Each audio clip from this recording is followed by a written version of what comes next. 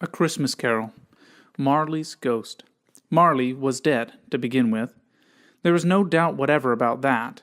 The register of his burial was signed by the clergyman, the clerk, the undertaker, and the chief mourner.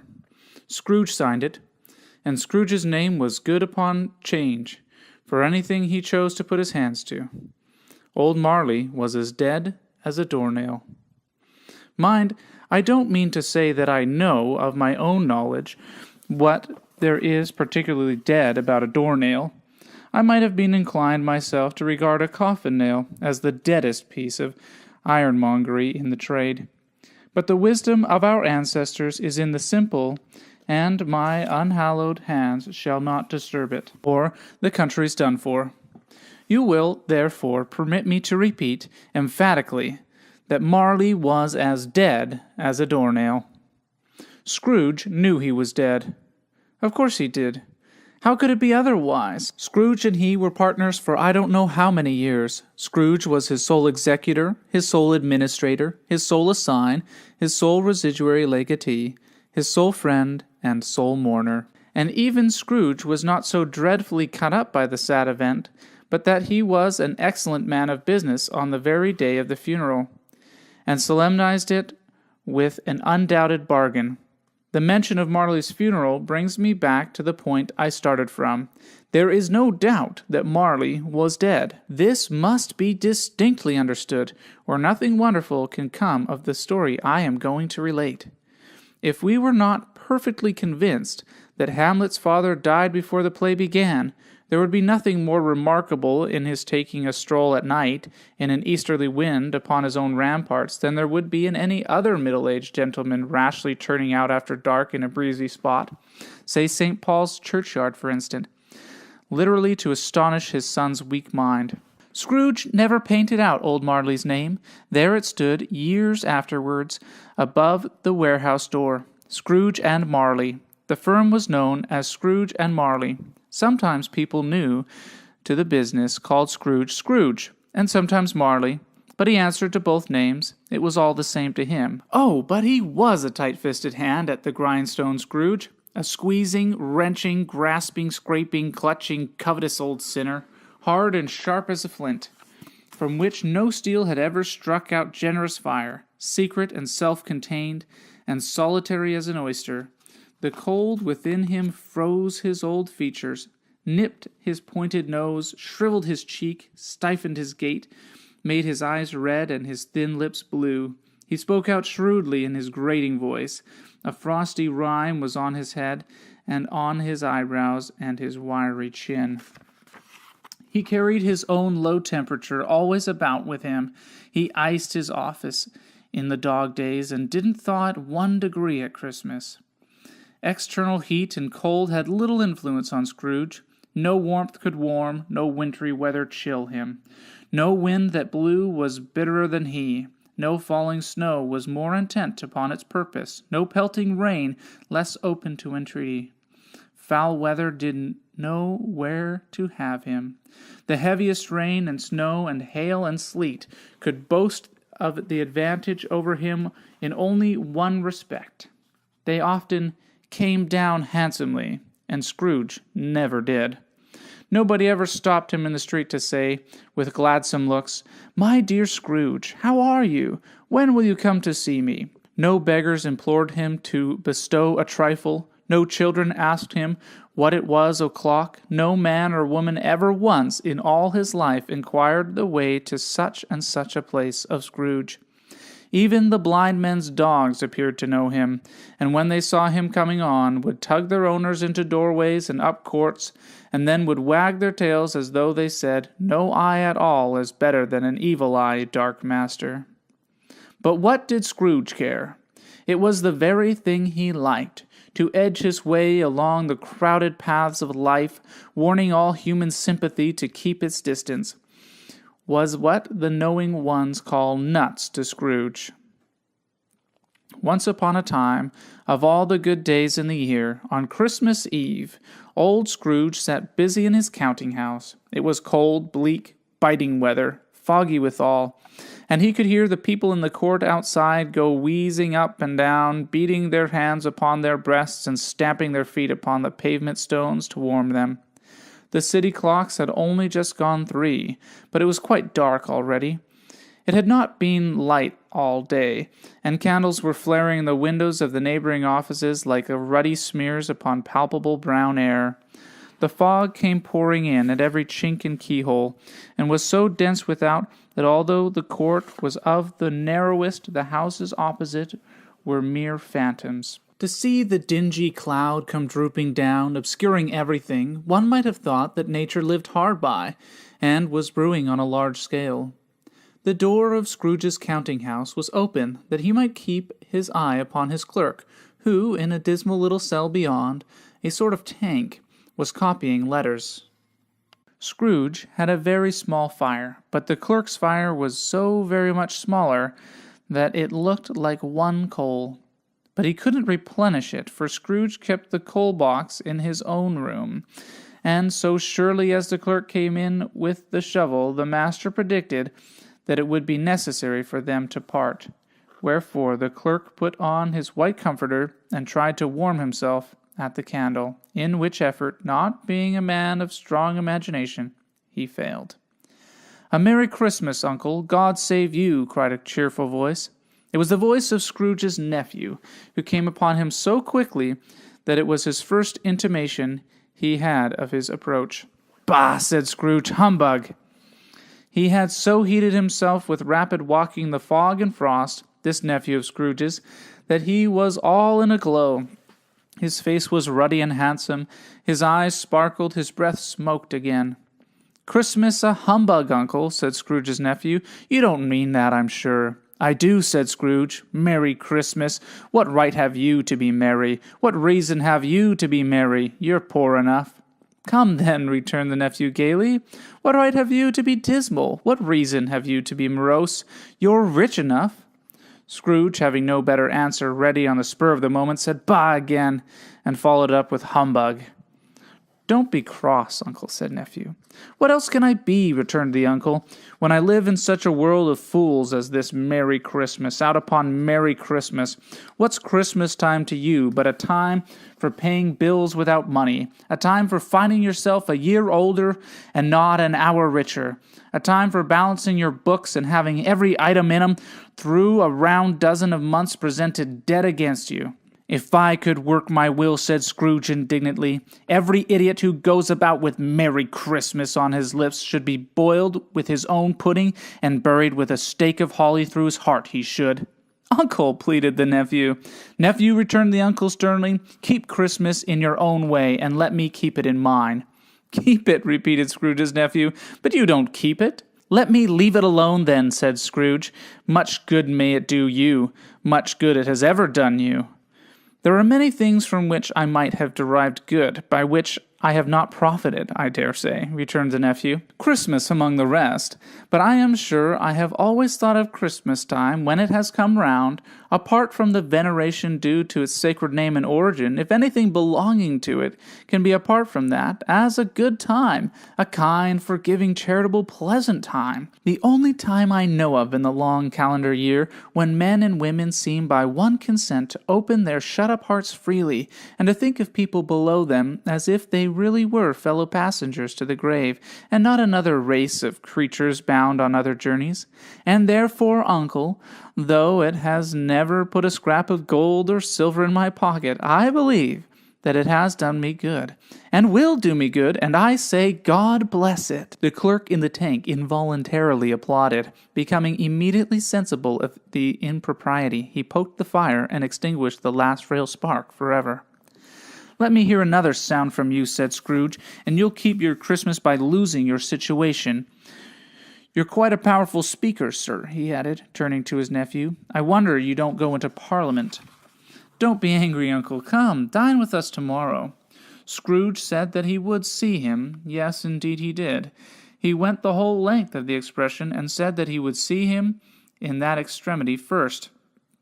"But why?" cried Scrooge's nephew. "Why?" "Why did you get married?" said Scrooge. Because I fell in love. Because you fell in love, growled Scrooge, as if that were the only thing in the world more ridiculous than a Merry Christmas. Good afternoon. Nay, uncle, but you never came to see me before that happened.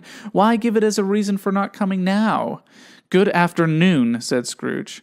I want nothing from you. I ask nothing of you. Why cannot we be friends? Good afternoon, said Scrooge. I am sorry with all my heart to find you so resolute. We have never had any quarrel to which I have been a party. But I have made the trial in homage to Christmas, and I'll keep my Christmas humor to the last. So a Merry Christmas, uncle. Good afternoon, said Scrooge, and a Happy New Year. Good afternoon, said Scrooge. His nephew left the room without an angry word notwithstanding. He stopped at the outer door to bestow the greetings of the season on the clerk, who, cold as he was warmer than Scrooge, for he returned them cordially. There's another fellow, muttered Scrooge, who overheard him. My clerk, with 15 shillings a week, and a wife and a family, talking about a Merry Christmas. I'll retire to Bedlam. This lunatic, in letting Scrooge's nephew out, had let 2 other people in. They were portly gentlemen, pleasant to behold, and now stood with their hats off in Scrooge's office. They had books and papers in their hands, and bowed to him. Scrooge and Marley's, I believe, said one of the gentlemen, referring to the list. Have I the pleasure of addressing Mr. Scrooge or Mr. Marley?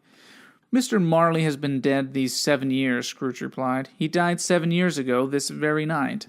We have no doubt his liberality is well represented by his surviving partners, said the gentleman, presenting his credentials. It certainly was, for they had been 2 kindred spirits. At the ominous word liberality, Scrooge frowned and shook his head and handed the credentials back. At this festive season of the year, Mr. Scrooge, said the gentleman, taking up a pen, it is more than usually desirable that we should make some slight provision for the poor and destitute, who suffer greatly at the present time. Many thousands are in want of the common necessities. Hundreds of thousands are in want of common comforts, sir. Are there no prisons? Asked Scrooge. Plenty of prisons, said the gentleman, laying down the pen again. And the union workhouses? Demanded Scrooge. Are they still in operation? They are still, returned the gentleman. I wish I could say they were not. The treadmill and the poor law are in full vigor, then, said Scrooge. Both very busy, sir. Oh, I was afraid from what you said at first that something had occurred to stop them in their useful course, said Scrooge. I am very glad to hear it. Under the impression that they scarcely furnish Christian cheer of mind or body to the multitude, returned the gentleman, a few of us are endeavoring to raise a fund to buy the poor some meat and drink and means of warmth.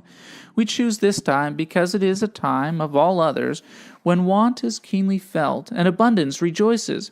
What shall I put you down for? Nothing, Scrooge replied. You wish to be anonymous? I wish to be left alone, said Scrooge. Since you ask me what I wish, gentlemen, that is my answer. I do not make merry myself at Christmas, and I can't afford to make idle people merry. I help to support the establishments I have mentioned. They cost enough, and those who are badly off must go there. Many can't go there, and many would rather die. If they would rather die, said Scrooge, they had better do it, and increase the surplus population. Besides, excuse me, I don't know that. But you might know it, observed the gentleman. It's not my business, Scrooge returned. It's enough for a man to understand his own business, and not to interfere with other people's. Mine occupies me constantly. Good afternoon, gentlemen. Seeing clearly that it would be useless to pursue their point, the gentleman withdrew. Scrooge resumed his labors with an improved opinion of himself, and a more facetious temper than was usual with him. Meanwhile, the fog and darkness thickened, so that people ran about with flaring links, proffering their services to go before horses and carriages and conduct them on their way. The ancient tower of a church, whose gruff old bell was always peeping silly down at Scrooge out of a Gothic window in the wall, became invisible, and struck the hours and quarters in the clouds with tremulous vibrations afterwards, as if its teeth were chattering in its frozen head up there. The cold became intense. In the main street at the corner of the court, some laborers were repairing the gas pipes, and had lighted a great fire in a brazier, round which a party of ragged men and boys were gathered. warming their hands and winking their eyes before the blaze in rapture. The water plug being left in solitude, its overflowing sullenly congealed and turned to misanthropic ice. The brightness of the shops, where holly sprigs and berries crackled in the lamp heat of the windows, made pale faces ruddy as they passed. Poulterers' and grocers' trades became a splendid joke, a glorious pageant, with which it was next to impossible to believe that such dull principles as bargain and sale had anything to do. The Lord Mayor, in the stronghold of the mighty mansion house, gave orders to his 50 cooks and butlers to keep Christmas as a Lord Mayor's household should, and even the little tailor, whom he had fined 5 shillings on the previous Monday for being drunk and bloodthirsty in the streets, stirred up tomorrow's pudding in his garret, while his lean wife and baby sallied out to buy the beef. Foggier yet and colder, piercing, searching, biting cold. If the good Saint Dunstan had but nipped the evil spirit's nose with a touch of such weather as that, instead of using his familiar weapons, then indeed he would have roared to lusty purpose. The owner of one scant young nose, gnawed and mumbled by the hungry cold as bones are gnawed by dogs, stooped down at Scrooge's keyhole to regale him with a Christmas carol. But at the first sound of "God bless ye, merry gentlemen, may nothing you dismay," Scrooge seized the ruler with such energy of action that the singer fled in terror, leaving the keyhole to the fog and even more congealed frost. At length the hour of shutting up the counting-house arrived. With an ill will, Scrooge dismounted from his stool and tacitly admitted the fact to the expectant clerk in the tank, who instantly snuffed his candle out and put on his hat. "You'll want all day tomorrow, I suppose," said Scrooge. "If quite convenient, sir." "It's not convenient," said Scrooge, "and it's not fair. If I was to stop half a crown for it, you'd think yourself ill-used. I'll be bound." The clerk smiled faintly. "And yet," said Scrooge, "you don't think me ill-used when I pay a day's wages for no work." The clerk observed that it was only once a year. "A poor excuse for picking a man's pocket every 25th of December," said Scrooge, buttoning his great coat to the chin. "But I suppose you must have the whole day. Be here all the earlier the next morning." The clerk promised that he would, and Scrooge walked out with a growl. The office was closed in a twinkling, and the clerk, with the long ends of his white comforter dangling below his waist, for he boasted no greatcoat, went down a slide on Cornhill at the end of the Lane of Boys 20 times in honor of it being Christmas Eve, and then ran home to Camden Town as hard as he could pelt to play at Blindman's Bluff. Scrooge took his melancholy dinner in his usual melancholy tavern, and having read all the newspapers and beguiled the rest of the evening with his banker's book, went home to bed. He lived in chambers which had once belonged to his deceased partner.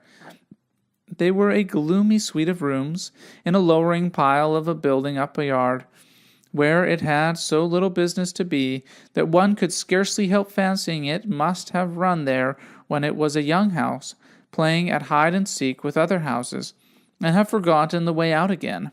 It was old enough now, and dreary enough, for nobody lived in it but Scrooge, but other rooms being all let out as offices. The yard was so dark that even Scrooge, who knew its every stone, was fain to grope with his hands.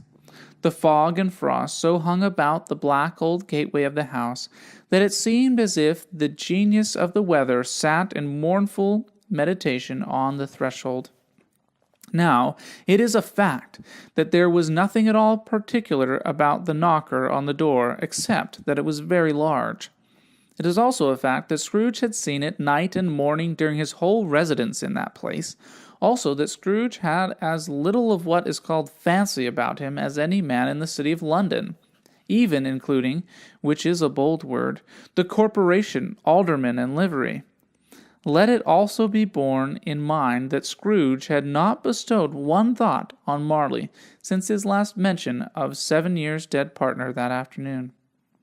And then let any man explain to me, if he can, how it happened that Scrooge, having his key in the lock of the door, saw in the knocker, without its undergoing any intermediate process of change, not a knocker, but Marley's face. Marley's face! It was not an impenetrable shadow as the other objects in the yard were, but had a dismal light about it, like a bad lobster in a dark cellar. It was not angry or ferocious, but it looked at Scrooge as Marley used to look, with ghostly spectacles turned up upon its ghostly forehead. The hair was curiously stirred, as if by breath or hot air, and though the eyes were wide open, they were perfectly motionless. That, and its livid color, made it horrible, but its horror seemed to be in spite of the face, and beyond its control, rather than part of its own expression. As Scrooge looked fixedly at this phenomenon, it was a knocker again. To say that he was not startled, or that his blood was not conscious of a terrible sensation to which it had been a stranger from infancy, would be untrue. But he put his hand upon the key he had relinquished, turned it sturdily, walked in, and lighted his candle. He did pause with a moment's irresolution before he shut the door, and he did look cautiously behind it first, as if he half expected to be terrified with the sight of Marley's pigtail sticking out into the hall. But there was nothing on the back of the door, except the screws and nuts that held the knocker in. So he said pooh-pooh and closed it with a bang.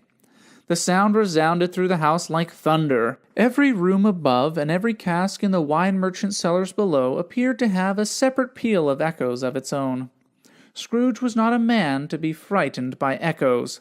He fastened the door and walked across the hall and up the stairs, slowly too, trimming his candle as he went. You may talk vaguely about driving a coach and six up a good old flight of stairs, or through a bad young Act of Parliament, but I mean to say you might have got a hearse up that staircase and taking it broadways, with a splinter bar towards the wall and the door towards the balustrades, and done it easy. There was plenty of width for that, and room to spare, which is perhaps the reason why Scrooge thought he had a locomotive hearse going on before him in the gloom. Half a dozen gas lamps out of the street wouldn't have lighted the entry too well, so you may suppose that it was pretty dark in Scrooge's dip. Up Scrooge went, not caring to button for that. Darkness is cheap, and Scrooge liked it. But before he shut his heavy door, he walked through his rooms to see that all was right. He had just enough recollection of the face to desire to do that. Sitting room, bedroom, lumber room, all as they should be. Nobody under the table, nobody under the sofa, a small fire in the grate, spoon and basin ready, and the little saucepan of gruel. Scrooge had a cold in his head. Upon the hob. Nobody under the bed, nobody in the closet, nobody in his dressing gown, which was hanging up in a suspicious attitude against the wall. Lumber room as usual. Old fire guard, old shoes, 2 fish baskets, washing stand on 3 legs, and a poker. Quite satisfied, he closed his door and locked himself in, double locked himself in, which was not his custom. Thus secured against surprise, he took off his cravat, put on his dressing gown and slippers and his nightcap, and sat down before the fire to take his gruel. It was a very low fire indeed, nothing on such a bitter night. He was obliged to sit close to it, and brood over it, before he could extract the least sensation of warmth from such a handful of fuel. The fireplace was an old one, built by some Dutch merchant long ago, and paved all around with quaint Dutch tiles, designed to illustrate the Scriptures. There were Cains and Abels, Pharaoh's daughters, queens of Sheba, angelic messengers descending through the air on clouds like feather beds, Abraham's, Belshazzar's, apostles putting off to sea in butter boats, hundreds of figures to attract his thoughts, and yet the face of Marley, 7 years dead, came like the ancient prophet's rod and swallowed up the whole. If each smooth tile had been blank at first, with power to shape some picture on its surface from the disjointed fragments of his thoughts, there would have been a copy of old Marley's head on every one. "Humbug," said Scrooge, and walked across the room. After several turns he sat down again, as he threw his head back in the chair, his glance happened to rest upon a bell, a disused bell that hung in the room, and communicated for some purpose now forgotten with a chamber in the highest story of the building. It was with great astonishment, and with a strange, inexplicable dread, that as he looked he saw the bell begin to swing. It swung so softly in the outset that it scarcely made a sound, but soon it rang out loudly, and so did every bell in the house. This might have lasted half a minute or a minute, but it seemed an hour. The bells ceased as they had begun, together. They were succeeded by a clanking noise deep down below, as if some person were dragging a heavy chain over the casks in the wine merchant's cellar. Scrooge then remembered to have heard that ghosts in haunted houses were described as dragging chains. The cellar door flew open with a booming sound. And then he heard a noise much louder on the floors below, then coming up the stairs, then coming straight towards his door. "It's a humbug still," said Scrooge. "I won't believe it." His color changed, though, when, without a pause, it came on through the heavy door and passed into the room before his eyes. Upon its coming in, the dying flame leapt up, as though it cried, "I know him, Marley's ghost," and fell again. The same face, the very same. Marley in his pigtail, usual waistcoat, tights, and boots, the tassels on the latter bristling like his pigtail and his coat skirts, and the hair upon his head. The chain he drew was clasped about the middle. It was long and wound about him like a tail, and it was made, for Scrooge observed it closely, of cash boxes, keys, padlocks, ledgers, deeds, and heavy purses wrought in steel. His body was transparent, so that Scrooge, observing him, and looking through his waistcoat, could see the 2 buttons on his coat behind. Scrooge had often heard it said that Marley had no bowels, but he had never believed it until now. No, nor did he believe it even now, though he looked the phantom through and through and saw it standing before him, though he felt the chilling influence of its death-cold eyes, and marked the very texture of the folded kerchief bound about its head and chin, which wrapper he had not observed before. He was still incredulous, and fought against his senses. "How now?" said Scrooge, caustic and cold as ever. "What do you want with me?" "Much," Marley's voice, no doubt about it. "Who are you? Ask me who I was." "Who were you, then?" said Scrooge, raising his voice. "You're particular for a shade." He was going to say "to a shade," but substituted this as more appropriate. "In life I was your partner, Jacob Marley. Can you sit down?" asked Scrooge, looking doubtfully at him. "I can." "Do it, then." Scrooge asked the question because he didn't know whether a ghost so transparent might find himself in a condition to take a chair, and felt that in the event of its being impossible, it might involve the necessity of an embarrassing explanation. But the ghost sat down on the opposite side of the fireplace, as if he were quite used to it. "You don't believe me," observed the ghost. "I don't," said Scrooge. "What evidence would you have of my reality beyond that of your senses?" "I don't know," said Scrooge. "Why would you doubt your senses?" "Because," said Scrooge, "a little thing affects them. A slight disorder of the stomach makes them cheats. You may be an undigested bit of beef, a blot of mustard, a crumb of cheese, a fragment of an underdone potato. There's more of gravy than a grave about you, whatever you are." Scrooge was not much in the habit of cracking jokes, nor did he feel in his heart by any means waggish then. The truth is that he tried to be smart as a means of distracting his own attention and keeping down his terror, for the spectre's voice disturbed the very marrow of his bones.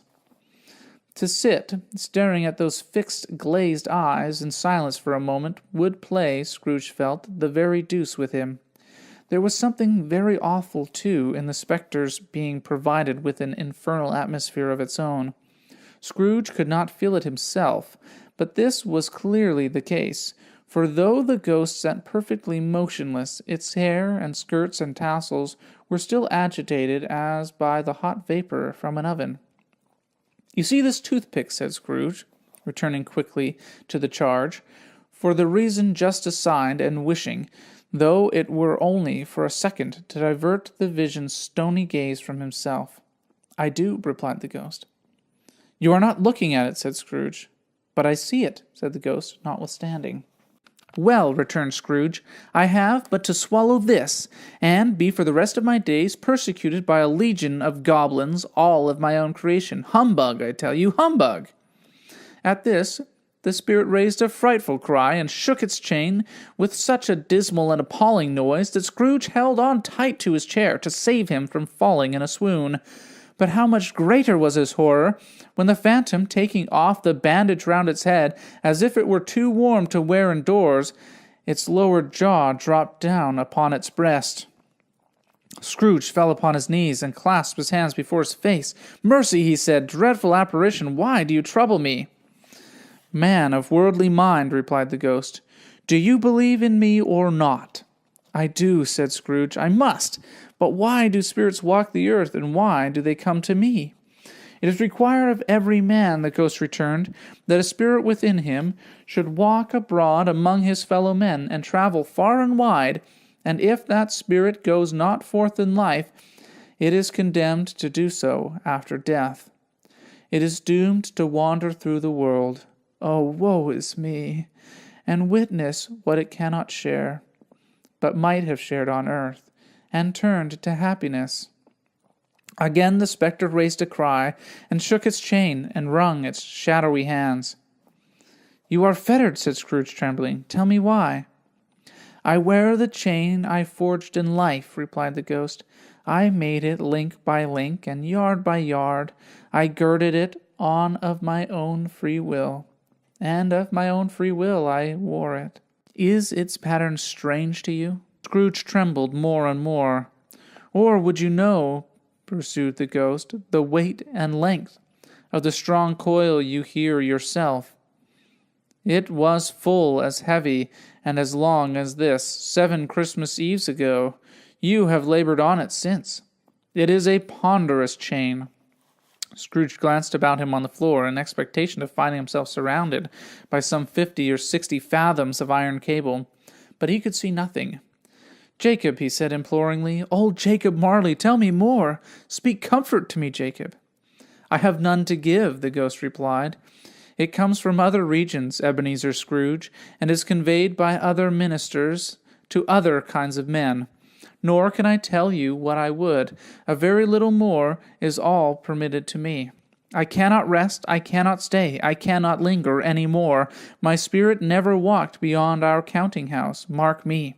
In life my spirit never roved beyond the narrow limits of our money-changing hole, and weary journeys lie before me." It was a habit with Scrooge, whenever he became thoughtful, to put his hands in his breeches pockets. Pondering on what the ghost had said, he did so now, but without lifting his eyes or getting off his knees. "You must have been very slow about it, Jacob," Scrooge observed, in a business-like manner, though with humility and defense. "Slow," the ghost replied. 7 years dead," mused Scrooge. "And traveling all the time?" "The whole time," said the ghost. "No rest, no peace. Incessant torture of remorse." "You travel fast," said Scrooge. "On the wings of the wind," replied the ghost. "You might have got over a great quantity of ground in 7 years," said Scrooge. The ghost, on hearing this, set up another cry, and clanked its chain so hideously in the dead silence of the night that the ward would have been justified for indicting it for a nuisance. "Oh, captive bound and double-ironed," cried the phantom, "not to know the ages of incessant labor by immortal creatures, for this earth must pass into eternity before the good of which it is susceptible is all developed. Not to know that any Christian spirit working kindly in its little sphere, whatever it may be, will find its mortal life too short for its vast means of usefulness. Not to know that no space of regret can make amends for one's life opportunities misused. Yet such as I, oh, such as I." "But you were always a good man of business, Jacob," faltered Scrooge, who now began to apply this to himself. "Business!" cried the ghost, wringing its hands again. "Mankind was my business. The common welfare was my business. Charity, mercy, forbearance, and benevolence were all my business. The dealings of my trade were but a drop of water in the comprehensive ocean of my business. It held up its chain at arm's length, as if that were the cause of all its unveiling grief, and flung it heavily upon the ground again. At this time of the rolling year, the spectre said, I suffer most. Why did I walk through crowds of fellow beings with my eyes turned down, and never raise them to the blessed star which led the wise men to the poor abode? Were there no poor homes to which its light would have conducted me? Scrooge was very much dismayed to hear the spectre going on at this rate, and began to quake exceedingly. Hear me, cried the ghost, my time is nearly gone. I will, said Scrooge, but don't be hard upon me. Don't be flowery, Jacob, pray. How is it that I appear before you in a shape that you can see? I may not tell. I have sat invisible beside you many and many a day. It was not an agreeable idea. Scrooge shivered and wiped the perspiration from his brow. That is no light part of my penance, pursued the ghost. I am here tonight to warn you that you have yet a chance and hope of escaping my fate, a chance and hope of procuring Ebenezer. You were always a good friend to me, said Scrooge. Thank ye. You will be haunted, resumed the ghost, by 3 spirits. Scrooge's countenance fell almost as low as the ghost's had done. Is that the chance and hope you mentioned, Jacob? He demanded in a faltering voice. It is. I think I'd rather not, said Scrooge. Without their visits, said the ghost, you cannot hope to shun the path I tread. Expect the first tomorrow when the bell tolls 1. Couldn't I take them all at once and have it over, Jacob? Hinted Scrooge. Expect the second on the next night at the same hour, and the third upon the next night when the last stroke of 12 has ceased to vibrate. Look to see no more, and look that, for your own sake, you remember what has passed between us. When it had said these words, the spectre took its wrapper from the table and bound it round its head as before. Scrooge knew this by the smart sound its teeth made when the jaws were brought together by the bandage. He ventured to raise his eyes again, and found his supernatural visitor confronting him in an erect attitude, with its chain wound over and about its arm. The apparition walked backward from him, and at every step it took, the window raised itself a little, so that when the spectre reached it, it was wide open. It beckoned Scrooge to approach, which he did. When they were within 2 paces of each other, Marley's ghost held up its hand, warning him to come no nearer. Scrooge stopped. Not so much in obedience as in surprise and fear, for on the raising of the hand he became sensible of confused noises in the air, incoherent sounds of lamentation and regret, wailings inexpressibly sorrowful and self-accusatory. The spectre, after listening for a moment, joined in the mournful dirge and floated out upon the bleak, dark night. Scrooge followed to the window. Desperate in his curiosity, he looked out. The air was filled with phantoms, wandering hither and thither in restless state, and moaning as they went, for every one of them wore chains like Marley's ghost. Some few, they might be guilty governments, were linked together. None were free. Many had been personally known to Scrooge in their lives. He had been quite familiar with one old ghost in a white waistcoat, with a monstrous iron safe attached at his ankle, who cried piteously at being unable to assist a wretched woman with an infant, whom it saw below upon a doorstep. The misery with them all was, clearly, that they sought to interfere, for good, in human matters, and had lost the power forever. Whether these creatures faded into mist, or mist enshrouded them, he could not tell, but they and their spirit voices faded together, and the night became as it had been when he walked home. Scrooge closed the window, and examined the door by which the ghost had entered. It was double-locked, as he had locked it with his own hands, and the bolts were undisturbed. He tried to say humbug, but stopped at the first syllable, and, being from the emotion he had undergone, or the fatigues of the day, or his glimpse of the invisible world, or the dull conversion of the ghost, or the lateness of the hour, much in need of repose, went straight to bed without undressing, and fell asleep upon the instant.